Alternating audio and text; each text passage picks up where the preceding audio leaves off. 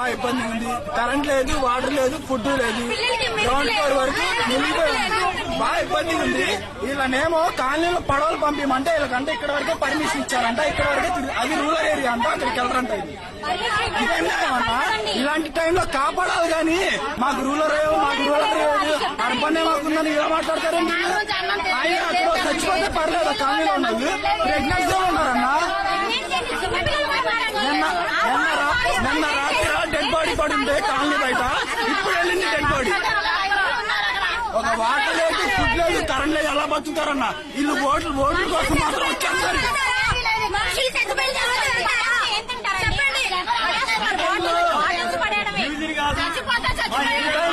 మీ division వేరు, మా division వేరు. అమ్మ ఒక్క పార్టీ ఉన్నప్పుడు జగన్ బాబు ఇచ్చాడు, 3 పార్టీలు వేస్తాడు, మొదటి వేస్తాడు అందరినీ.